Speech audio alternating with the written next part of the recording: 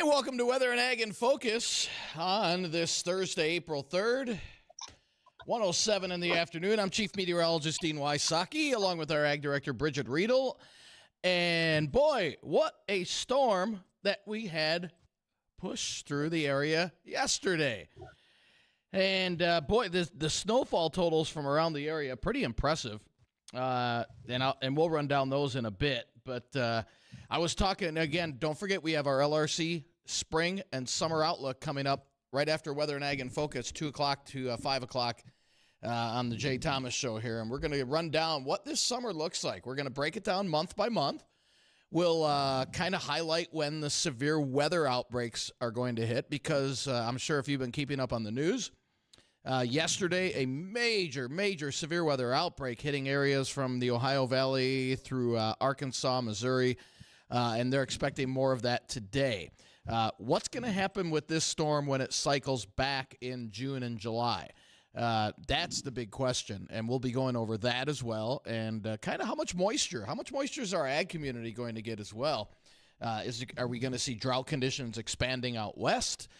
Because they are very dry out there right now. Or will we see beneficial rainfall? We'll go over all those details, and we'll also be taking your questions as well. So what questions do you have, Bridgette? I'm sure you're wanting to know if the drought conditions out west are going to continue. And, a lot of in our ag community, obviously they don't need that. But let's assume, Bridgette, that the southwestern corner of the state, which is under severe drought, what if that drought continues? How does our ag community deal with that? So actually, if you look at the U.S. Drought Monitor, which I had up on screen on Tuesday, and we talked about that, the worst of the drought for western North Dakota is actually further north. It would be considered kind of that mid-range line of the state, close to Watford City, just right below where the Missouri River comes in from Montana. Now, that's the worst part of the drought. They're in a big red dot out there. Also, it's not far from places that we had wildfires. As you move down into the southwest corner of the state, there is drought conditions, and that trails all the way along the border counties of South Dakota as we get even over closer to the Red River Valley. The north central part of North Dakota and the northeast seem to be in the best situation moisture-wise right now. As you look at western North Dakota, we're still going to plant a crop. Farmers are already planning to do some cutbacks, probably about 80 to 85% of their total yield goals as of usual. So they're planning to put out less when it comes to fertilizer. Instead of fertilizing for their highest bushels, they're going to cut those numbers back and fertilize for something slightly lower in order to save some dollars. They're also going to certainly make sure they're continuing to use conservation practices. We have a lot of no-till in western North Dakota, means we're directly seeding into stubble from last year in order to conserve moisture by not opening up the soil very deeply. And also, I think wildfires are going to continue to be a concern as we go into this spring situation. If we have heavy winds, which we traditionally have had, think about some of those snert storms that we've had the last few springs, probably the last 4 or 5 years. If we have those heavy winds driving any potential spark, we can continue to see wildfires flare up out there. Pastures, of course, are on the dry side, so we're going to watch for rotational grazing to make sure that we don't overgraze pastures without the chance for them to rebound later in the season. Also, we'll see less cuttings of hay. If we normally are able to take 3 cuttings of alfalfa off of a field or some of our hay area, we're going to see less of that happening in order to allow for regrowth in those drier conditions. And then there's CRP. Our Conservation Reserve Program acres in drought conditions can be opened up for emergency haying and grazing. Will that happen?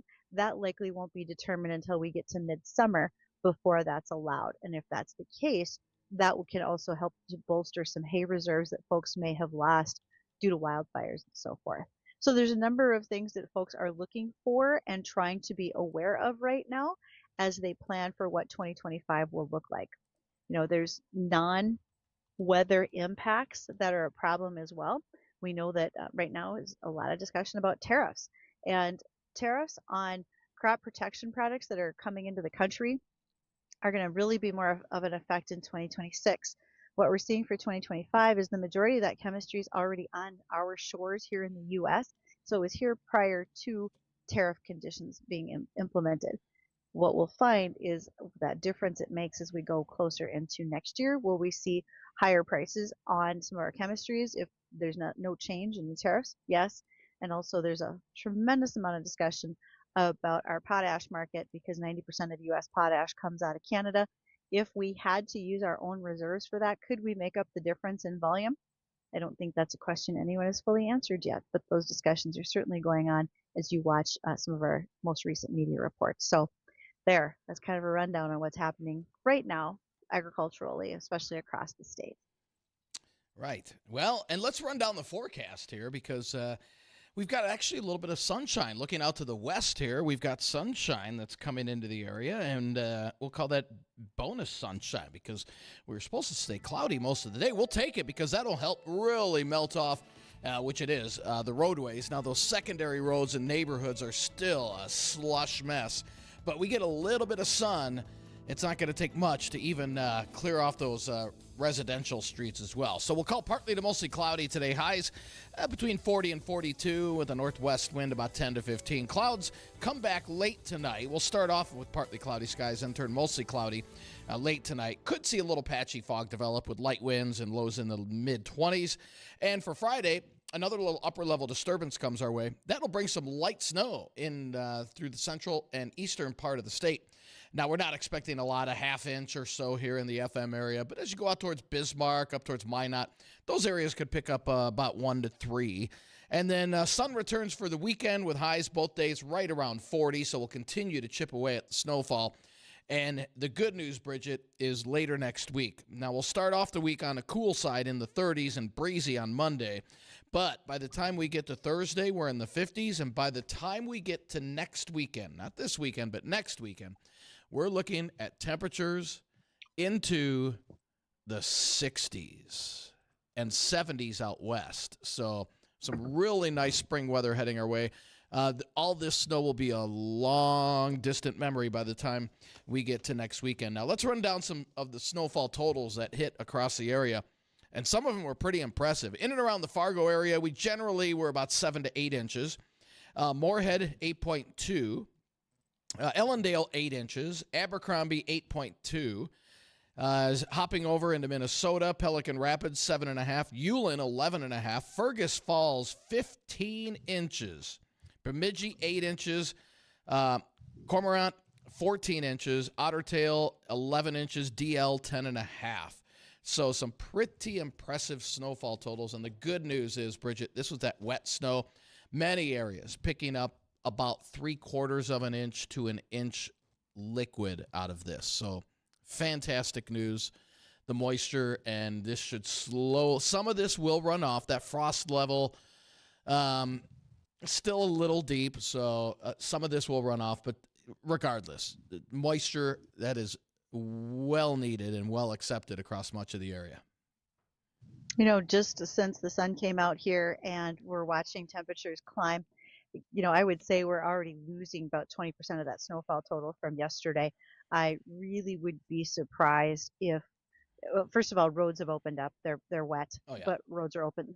This morning and last night, east-west roads were a problem because of the slush, and there was a north wind that was putting some drifts into, especially like the north-facing lanes. Things have improved today. I don't think we're going to have too much of a problem seeing a lot of this melt off. There's a lot of puddles where I'm at today, and we're pushing 40 degrees. So for those snowfall totals, if your town was not reported, why don't you make sure to give us a call on the JLA phone line, JLA Insurance phone line, because we want to make sure that they get to the National Weather Service. You can reach us there at 701-293-9000. You can send emails weather or ag at flagfamily.com. And we would love for you to be following along today. You can watch us on WDAY Weather and Ag in Focus. You can find us on YouTube, Facebook, and Acres TV. Well, we don't have a guest joining us today, but we've got lots of other headlines to talk about. We certainly want to get geared up for the weather special. Folks might be thinking of questions that they have and want to send us in advance of that starting at 2 o'clock on the Jay Thomas Show today.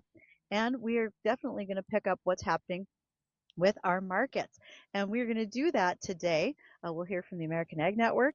And we thank Goose River Bank for being our sponsor for those markets. See the new digital banking available with Goose River Bank that makes it even easier for Goose River to become part of your community banking. where they believe in a strong bank builds strong communities. In fact, I'm currently in Hillsborough, North Dakota. There's a Goose River branch right here in Hillsborough. So thank you to them. Look forward to hearing what's happening in markets today, if tariffs had any impact. And we'll talk about all the things going on agriculturally. Man, I got a pile of them when we return.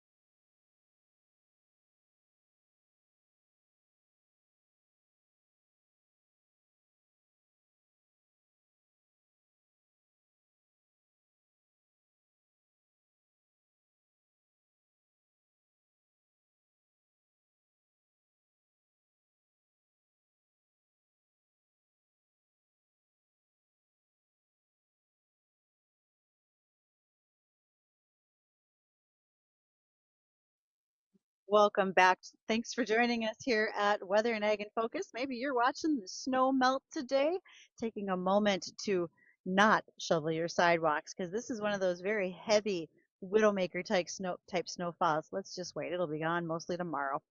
Now, technology is supposed to help your farm or ranch run smoother, not cause you stress. So check out techsupport.farm. They're there to help you 24/7, and they really do. Chris and his crew make sure that you are taken care of whenever a threat might arise. So again, look them out. Look at them online, tech support at techsupport.farm. Now, I've been in Hillsborough this morning. I had an opportunity to meet Bob Dries. Bob won our Farmer's Prayer quilt that we gave away during National Ag Week. Congratulations to Bob. Thanks for joining me this morning at the Hillsborough Cafe. It was great to visit with you. And then I needed to make a stop over at the local hardware store where I was told I was recognized by my voice, that I was not what they pictured by meeting me in person. So I guess once again I can chalk that up to I sound taller on radio is essentially what I was told. And I get that a lot. So, so do I. So, Yeah, oh yeah. well, but so for folks who haven't met us in person, really, you might think I'm 6 feet tall, but I'm not. So just answering that honestly. Um, Just got a few announcements for folks that they should be aware of. The National Championship NDSU Bison football team, horns up everyone, they are headed to the White House, and they're doing that next week, Wednesday, April the 9th. We are packing up the PetroServe USA microphones and all the actions coming from the Capitol. They will be joined by our team of Big Game James from sports. Scott Hennon and Steve Hallstrom will be on the trip while they have an opportunity to visit with President Trump. Also, Secretary of the Interior Doug Burgum, and we'll be sending you all the live updates and behind the scenes information. You can follow along right here on WDAYradionow.com, as well as all of our social media channels. Thank you to PetroServe USA, the hot tub and sauna store next to Costco in West Fargo, and Rowan Joe Junk Haul and Removal. When it's got to go, call Rowan Joe. Online at rowanjoejunk.com. Thankful for all those people and the work that they do to help the rest of us out. Again, as the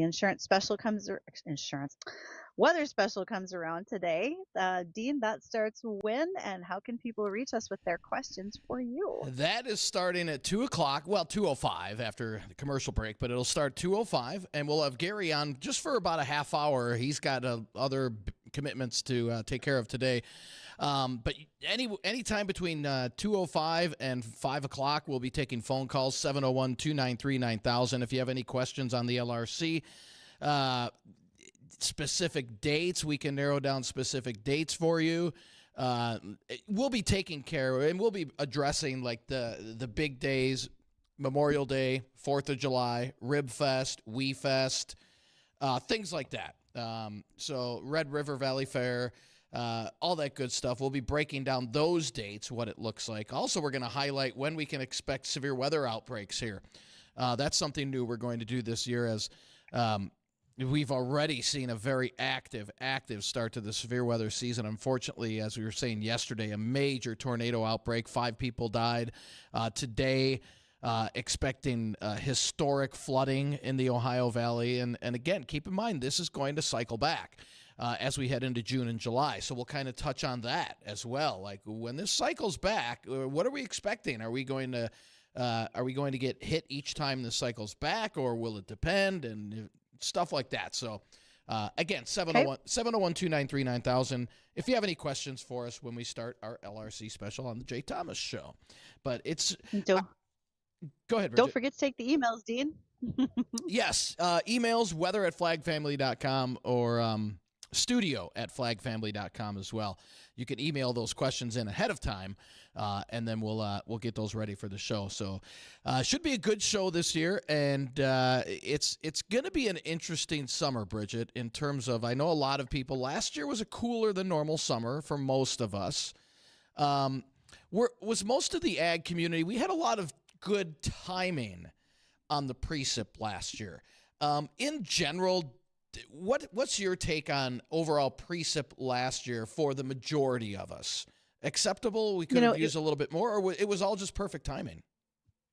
There's always going to be dry pockets. Someone's always going to say, I could have used a little bit more.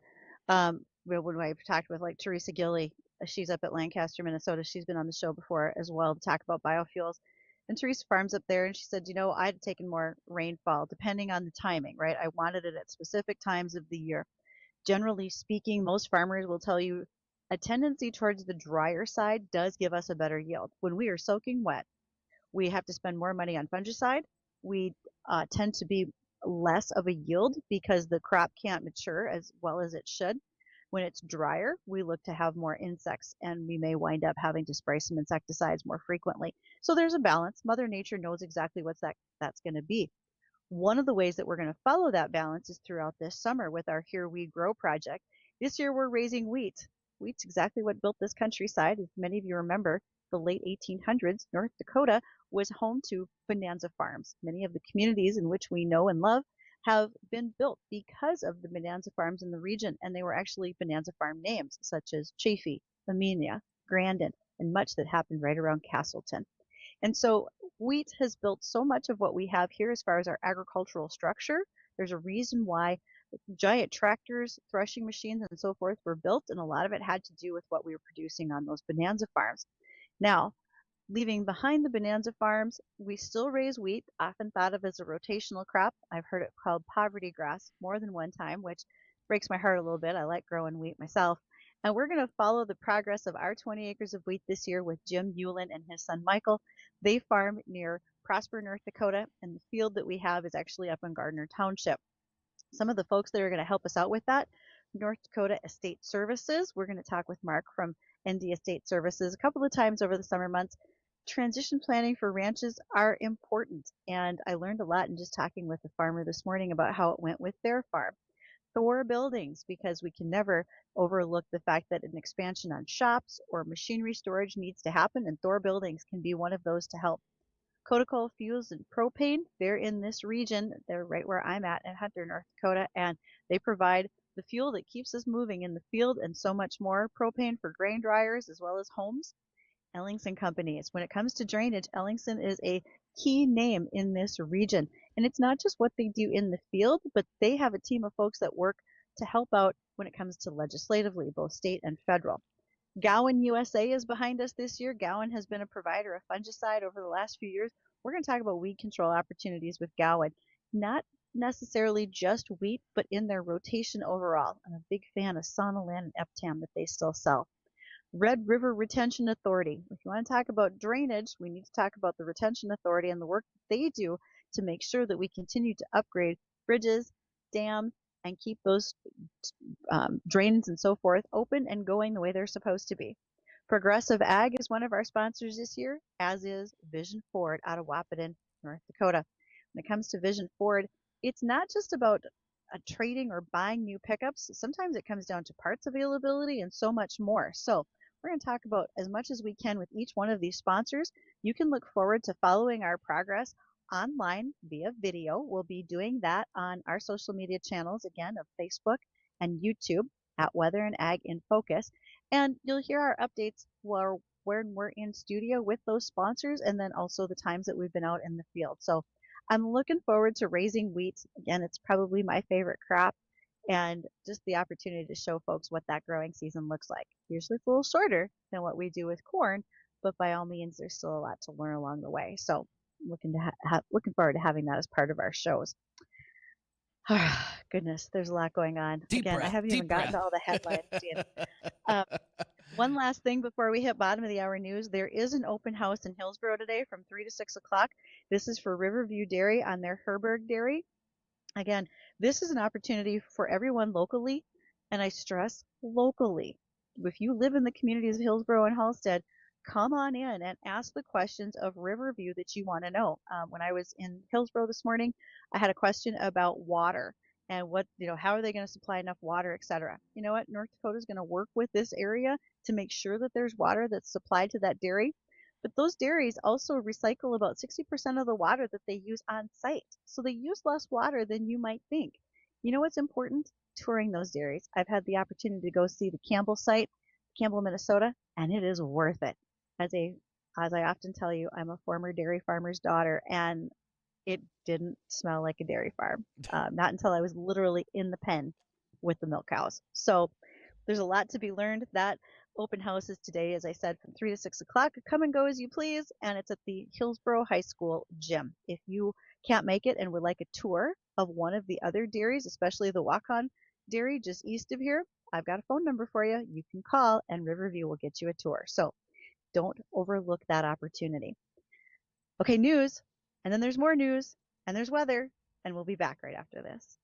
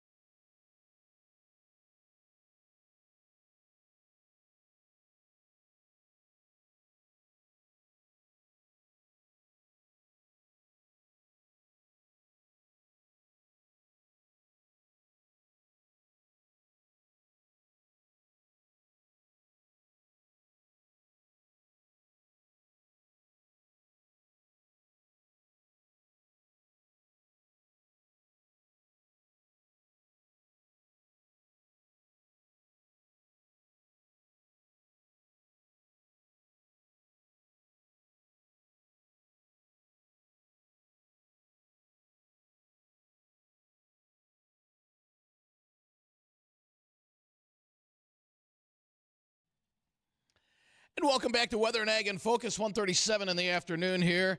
And temperatures outside in the mid and upper 30s. We're starting to see more sunshine. That should help us move up into the low 40s for this afternoon. And we're continuing to melt away that snow. And if you're just joining us, anywhere between 7 and 14 inches across the area. Now, the exception, the far northern valley, only picked up a few inches of snow. But, boy, the rest of us picking up a very good amount of moisture with this. That's great news as well. Now, again, we do have our Weather and Ag and Special, Weather and Ag and Focus. After Weather and Ag and Focus, we have our LRC Spring Summer Outlook Special on the Jay Thomas Show coming up shortly after 2 o'clock this afternoon. If you have any questions, weather questions ahead of time, shoot me an email, Phil and Greg. I already got your emails. We'll be discussing what you were asking. If you have any specific questions about the LRC or about what's in store for the spring and summer, shoot me an email, weather@flagfamily.com. We'll answer those email questions. And we'll also be taking your calls, too, 701-293-9000, if you have any specific questions on the LRC and what this spring and summer look like. And like you said earlier, we'll be going down key dates, 4th of July, Memorial Day, Rib Fest, Red River Valley Fair. And if you have any specific dates you have in mind, again, shoot us an email or you can give us a call, and we'll answer those questions as we head throughout the special today. But it's I'll give you a tease, Bridgette. It looks like a warmer summer than last year, so that's good there. And I know Jay, along with many others here in the building, were complaining that last year was a little. They thought it was a little cool for summertime, and I think part of that was because every stinking weekend we had some kind of rain, at least on one of the days. And normally it was on Saturday and leaving a good Sunday. But we never got a string of good weekends really to enjoy for last summer. So it was kind of a different summer, that's for sure. But this year will be a little bit better, it looks like. I don't know. I feel like I sweated enough during the week to make up for the weekends, at least in my book. So, sorry, guys. So a couple of headline things for us to talk about is turkey producers are in a bit of a double whammy right now when it comes to disease. The highly pathogenic avian influenza, which we've talked about the bird flu frequently since 2022, has been affecting flocks because in Minnesota. Minnesota is the largest turkey producing state in the U.S. Now, what's also been arriving in the last 4 months has been the avian metapneumonia virus. That's also arrived. So here you have producers who've had, for instance, there's one in particular, had to euthanize 20,000 birds in late 2023 due to the bird flu. 4 months later, here comes this metapneumonia virus, took out another 15% of the remaining birds. And that took egg production from about 7,500 eggs per day to 400. This could explain why some of the situation that's been going on that we've had. And so both these viruses are circulating around the U.S., heavily affecting the turkey producers. And it's hard to pin down the numbers of how many birds have been affected by the metapneumonia virus because the Turkey Federation estimates the disease hit about 70% of flocks last year. The hard part is we just don't have the same numbers that we do on avian bird flu. And Jenny O had to lay off about 250 workers at plants last year in order to accommodate the fact that there were less turkeys being processed. We also had folks who couldn't find the turkey that they wanted in the size that they wanted. That wasn't uncommon at Thanksgiving, probably because many of those flocks had lost the size bird that you were maybe looking for, and then the smaller ones weren't able to grow as quickly, and the larger birds got really large. So it felt like that 10 to 15 pound slot was tougher to find a bird for many people. So the toll has definitely been taken on the turkey producers. One thing that's being developed that might be able to help those folks is an app called AgriNerds, and it's being produced by some poultry experts, veterinarians, and software engineers. What it is a tracking app for the migration of wild birds. So think geese and ducks, etc., who are often the carriers for bird flu. Where's that migration happening? When are the birds going to land? You can follow along where they're coming and going from. How that helps producers is increasing their biosecurity when they know that the migration is moving through so that they can prevent cross-contamination of their flocks. Also one of the things that's happened is you have wild birds that leave droppings behind because they're carrying that virus and spreading it due to their saliva and also their droppings. And so if other animals get infected with that, say barn cats, which can then spread to dairy animals, this has been sort of the problem. So AgriNerds, again, is a new startup app that is going to try to track that migration to help us understand when the problems could arise and how to prevent them a little more closely. So we're going to watch for AgriNerds to come out soon. I'm going to call it your wet weather, Dean. I know you got a lot of blame yesterday for having wet, sloppy snow. Yeah. Um, that's going to lead to some concerns right now for our livestock producers in the midst of calving. And reasons for that, when it's wet and sloppy like this, we can see an increase in scours in new baby calves. Scours is, in fact, a debilitating diarrhea. Who wants to hear that, right? That sounds terrible. Ugh. So if Addison, if you're in the control room having your lunch, I'm sorry. So electrolytes can be given. Oh, you go ahead, Dean. You had a question? Nope, he's good. Okay, so electrolytes can be added to the mixture that you're feeding baby calves to help prevent that scours. Make sure you're following the labeled instructions when you do that. Also, to help boost their immunity for those calves, you're going to want to make sure they get a healthy dose of colostrum. Usually that comes off the mother cow as quickly as possible. That colostrum should really be given within 24 hours of birth because the ability for the calf's gut to absorb the immunoglobulins after that really goes down quickly. So let's make sure they get that colostrum. There are powdered products available if mama cow doesn't have enough to share. If there are multiples like twins or triplets and you need more colostrum than mama can provide. And sometimes you just need to supplement that for the calves. But again, there is more available. And that heavy wet snow yesterday, what was important was getting those newborn calves in somewhere warm and dry. The dry helps to prevent them from becoming infected with scours. The warm helps to prevent hypothermia. In those cold, wet, windy conditions that we had, calves can really pick up hypothermia rather quickly. So getting them into those warming sheds that we've talked about, those little white huts, sometimes it's as simple as the top cab off of a school bus, something to get them warm, dry, out of the elements really makes a difference for those calves. Okay, yesterday when we were talking about rabies with Dr. Emily Fox, our veterinarian from Ashley Vet Clinic in Ashley, North Dakota, one of the things we were going to talk about was dehorning or disbudding cattle and goats. And we didn't get a chance to do it because our conversation about rabies was bigger than I anticipated. And we're not just talking dogs and cats. She had great advice pretty much for any animal that you may have contact with, whether they're in the wild or domesticated. It was an eye-opening experience to learn that you don't just drive the head of a dead skunk to Bismarck to be tested for rabies, but no, you can mail that. Check your packages carefully, folks. This is probably as bad or worse than getting a Cologuard box in the mail. So now, we didn't get to talk about dehorning, but what is that?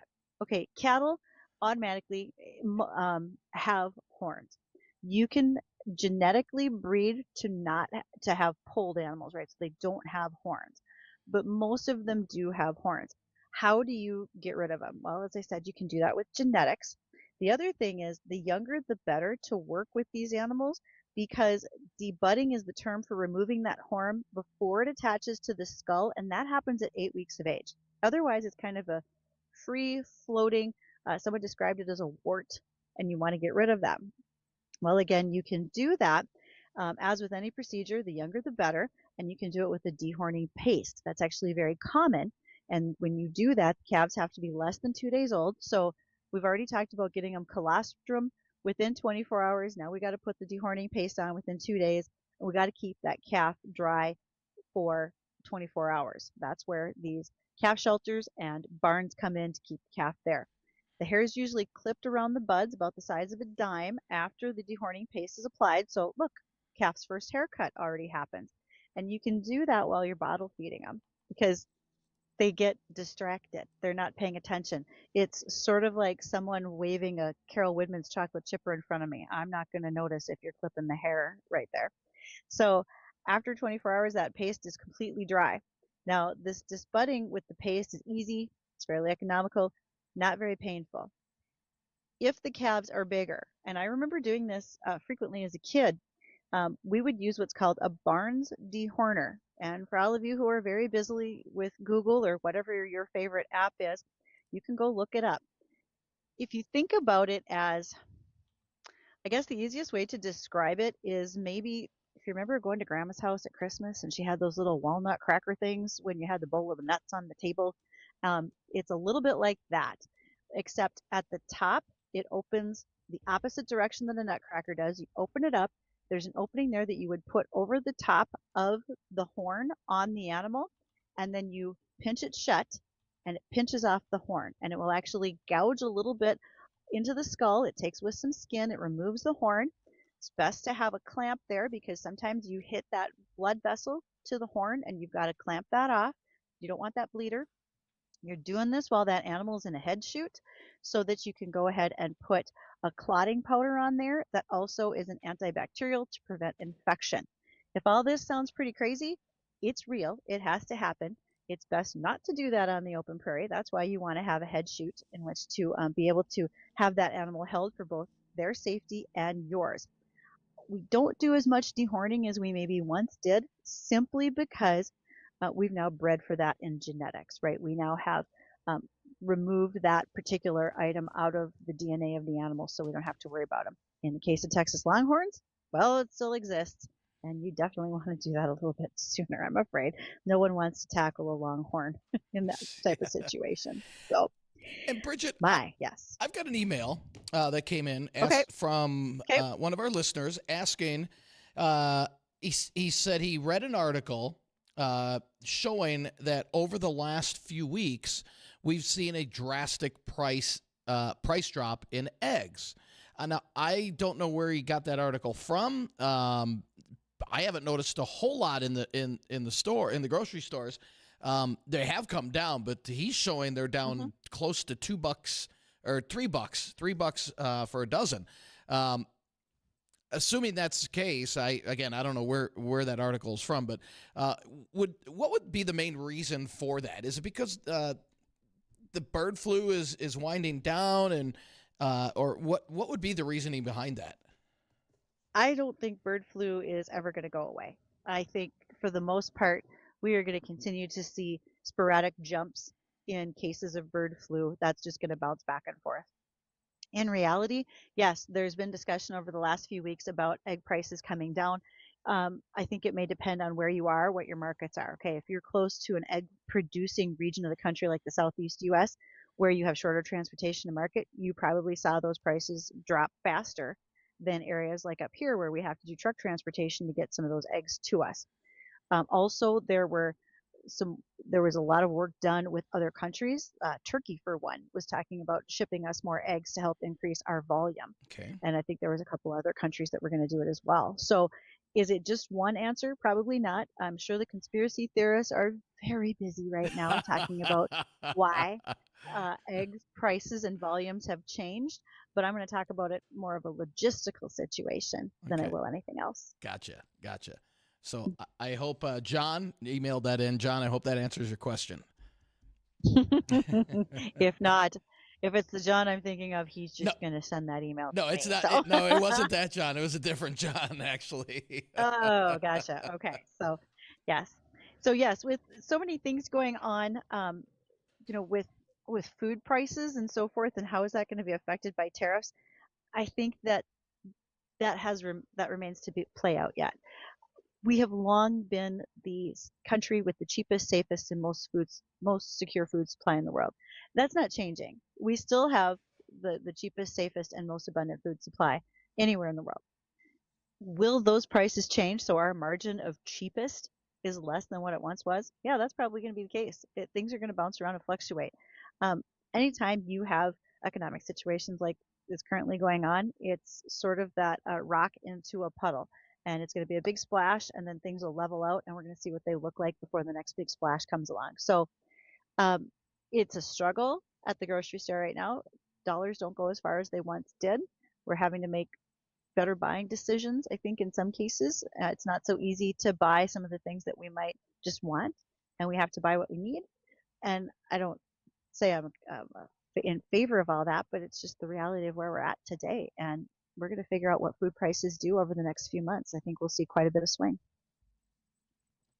Well, hopefully, eventually, they come down a little bit. Remember, it's gonna be like fuel. Once you establish those new lows in the marketplace, coming down eventually is gonna have a different connotation than what it did before. Exactly. So let's run down a quick look at the forecast again, as we've got some better weather heading our way, thankfully. Well, eventually. How's that? We do have more snow in the forecast, but it doesn't look like a whole lot. For the rest of the afternoon, we're looking at partly cloudy skies and temperatures. We're finally seeing the sun. This is really doing a number on helping the roadways, especially those residential areas that just didn't get plowed. This will help out quite a bit and just turn it wet instead of all slushy. Topping out today, low 40s. With a northwest wind at about 5 to 15.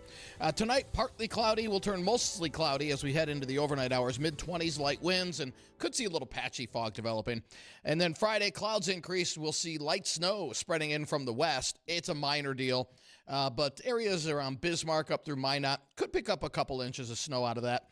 But for the FM area, it looks like less than an inch, kind of keying in on a half inch to an inch, with highs in the mid to upper 30s. And then the weekend, hey, we'll see more sunshine, and temperatures should be the upper 30s and low 40s.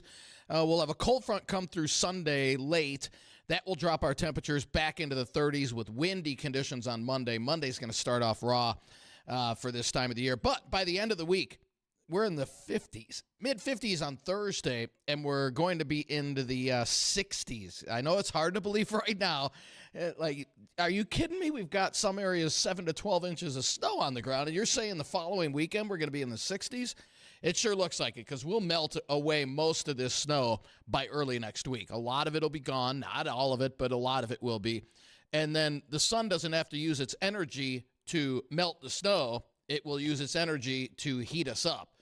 So once we get rid of that snow early next week, there's going to be a quick warm-up. So for Bridgette and myself, I want to thank you for joining us. And don't forget, coming up here at 2:05 on the Jay Thomas Show, we'll have our LRC Spring and Summer Outlook. Stay tuned. Don't go anywhere. We'll be right back.